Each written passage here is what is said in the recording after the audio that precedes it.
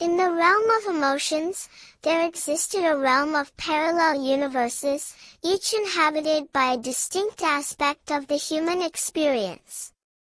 Excitement, with its electric sparks and racing heart, dwelled in one world, where the air was thick with anticipation and the skies were ablaze with promise. Here, the inhabitants reveled in the thrill of the unknown, their spirits soaring with every new discovery. Next door, in a realm of sorrow, the skies were shrouded in a somber veil, and the air was heavy with the weight of tears.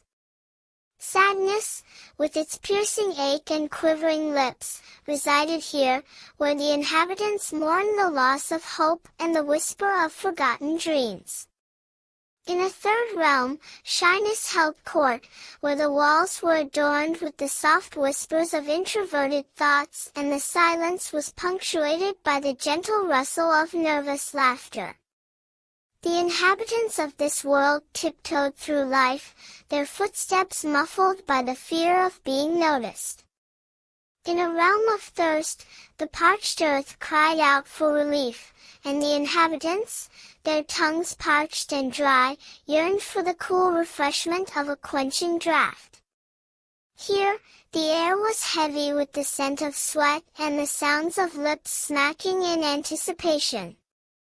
In a world of anger, the skies seethed with a fiery intensity, and the earth trembled beneath the feet of the inhabitants, their faces twisted in a snarl of frustration and their voices raised in a cacophony of rage. Here, the very air seemed to vibrate with the electricity of conflict. In the realm of fear, the shadows danced with an eerie light, and the inhabitants cowered in the darkness, their hearts pounding in their chests like drums in a primitive ritual. Here, the silence was oppressive, and the very thought of the unknown was enough to send shivers down the spine.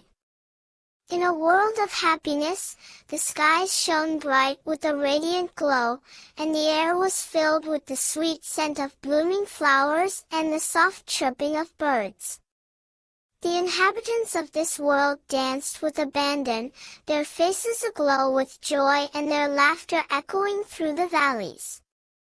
In a realm of boredom, the silence was absolute, and the inhabitants moved through life with a sense of listlessness, their eyes glazing over like the surface of a stagnant pond.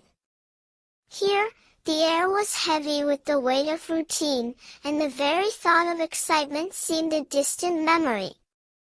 In the world of worry, the inhabitants paced back and forth, their minds racing with the what-ifs and the maybes, their brows furrowed in a deep furrow of concern.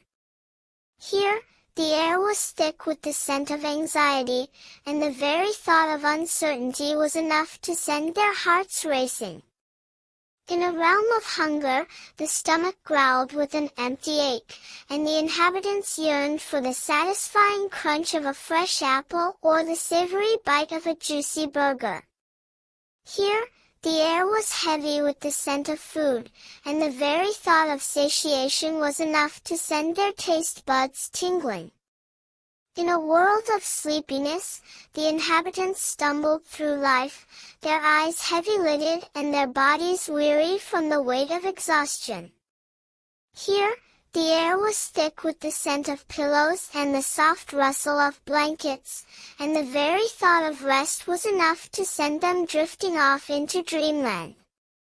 In a realm of tiredness, the inhabitants moved through life with a sense of weariness, their bodies heavy with the weight of fatigue and their eyes dull with the effort of staying awake. Here, the air was heavy with the scent of coffee and the soft hum of the morning alarm clock, and the very thought of energy was enough to send them stumbling towards the nearest cup of joe.